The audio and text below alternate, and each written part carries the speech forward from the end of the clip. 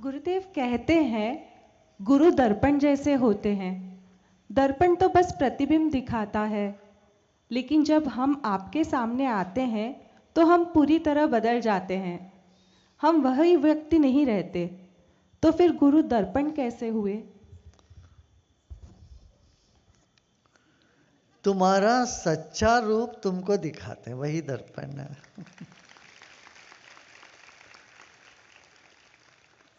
तुम मुखौड़े पहन के आते तो वो मुखौड़े हट जाते हैं। ये तो एक्सरे है ना भाई। तुम कुछ भी पहने रहो, एक्सरे क्या करता है, तुम्हारा अंदरूनी बातें तुमको बता देता। ऐसा ही है, बाकी सब हट जाता है, तुम्हारा सच्चा जो ऊर्जा क्या है, एनर्जी क्या है, माइंड मन क्या है, तुम्हारी आत्मा क्या, वो दिखाते। ऐसा नहीं तुम गुस्से में आते हो तो गुरु भी तुम्हें गुस्सा दिखाए, तुम्हें ईर्ष्या में आए तो गुरु ईर्ष्या दिखाए। ऐसी थोड़ी ना दर्पण है, ये अलग तरह का दर्पण। दर्पण तुम अपने मन को दर्पण जैसे बनाओ, ये कह रहे हैं।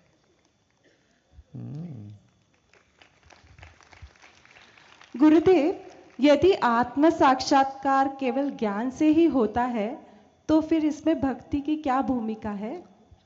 अरे, भक्ति के बिना नहीं चलता है भाई। भक्ति तुम्हारे अहंकार को पिघला देता है। जब अहंकार पिघलता है तभी तो ज्ञान होता है।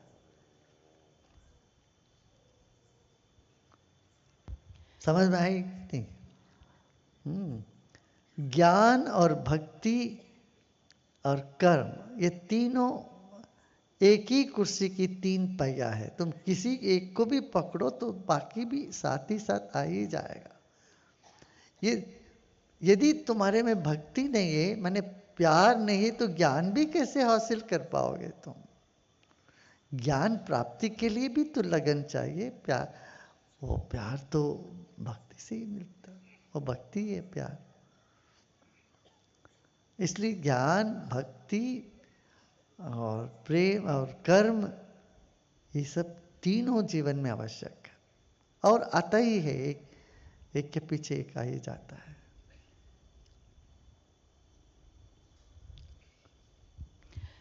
गुरुदेव, कहा जाता है कि गुरु का शरीर शिष्य की जिम्मेदारी होती है। तो आपके उत्तम स्वास्थ्य के लिए हम आपसे ही प्रार्थना करने के अलावा और क्या क्या कर सकते हैं, कृपया बताइए। तुम लोग प्रसन्न रहो, सब ठीक है। हाँ, इसको दे दे। हाँ।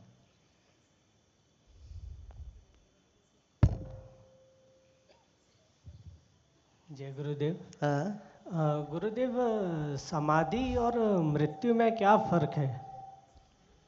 क्योंकि मरने के टाइम पे भी मतलब भगवान को याद करते हैं, समाधि में भी ध्यान करते हैं। हाँ, जो जो किसी को दफना देता है वो कहता है ये समाधि है उस व्यक्ति के। वो समाधि अलग है भाई। कोई मर गया तो बोलते समाधि, समाधिस्थ हो गए, भगवान के हो गए। वो भगवान में समा गए, भगवान के हो गए। पहले भी भगवान के थे नहीं है क्या? मरने के बाद ही भगवान के हो जाएंगे। ये सब भाषा की मिति है, भाषा की लिमिटेशंस हैं। हम शब्दों को पकड़ के मत बैठो। ध्यान में भी क्या मन खाली हो जाता है, ध्यान करते हुए समाधि लगती है, तो वो जीवन मुक्ति के मार्ग है ना? ये आवश्यक है। पर मृत्यु सबको आती है, पर समाधि हर कोई नहीं ले सकता ना। सही बात है, मगर यहाँ जो आए हैं वो तो ले सकते हैं। यहाँ जो आए हैं वो अवश्य समाधि का अनुभव कर सकते हैं। ठीक है, थैंक यू। गुरुदेव, मेरा एक प्रश्न था कि मैं कौन हूँ? अच्छा, बहुत अच्छा प्रश्न था। क्या अभी है ना? तो आगे भी रहने दो, तो बड़े हो जाओगे तब मैं बताऊंगा। ठीक है।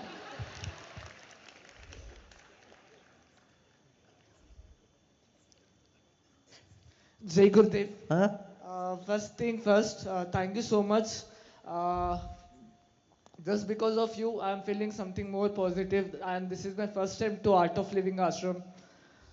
Thank you so much. good, good.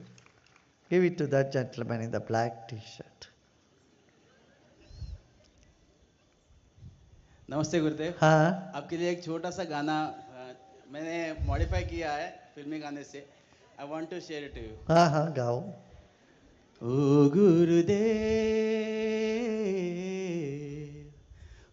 गुरुदेव तेरे गुरु महिमा में, ओ गुरुदेव तेरे गुरु महिमा में, डूबना है बस तेरा बन के, है नहीं रहना दूजा बन के।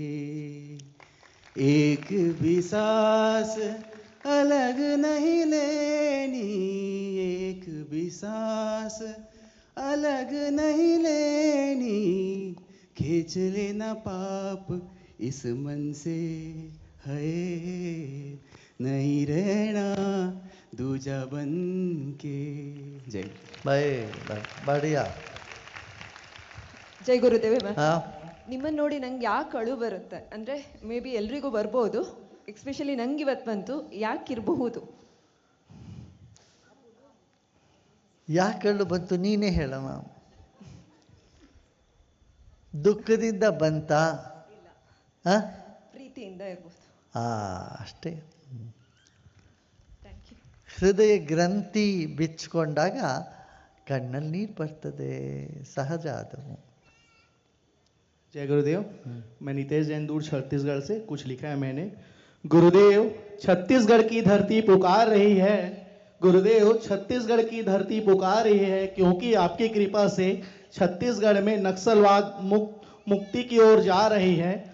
अब बारी है नशा मुक्ति की, अब बारी है नशा मुक्ति की, इसलिए छत्तीसगढ़ की धरती पुकार रही है। आपको साल में बार बार आना है, ऐसे कृपा करना है, ऐसे कृपा करना है गुरुवर, शांति और मानवता को आगे बढ़ाना है, और घर घर में आपका यह अभियान पहुंचे और हम सब इसके सहभागी बने, हम सब इसके सहभागी बने। ठीक है। जय गुरुदेव। हाँ जय गुरुदेव। हाँ सर मैं गोवा से दत्ता प्रसाद। मैंने आपको उपहार स्वरूप सादर प्रणाम के साथ मेरी अनुवादित गीत रामायण आपको मैंने उपहार स्वरूप दी है, उसका आप स्वीकार करें, ये अनुरोध आपसे करता हूँ। और एक प्रश्न है कि हमेशा जब भी सुनते हैं इंडियन फिलॉसफी में तो संचित और प्रारब्ध दो शब्द हमेशा कन्फ्यूजन कर देते हैं, तो आप कृपा करें और संचित और प्रारब्ध का अंतर हमें समझाएं। धन्यवाद।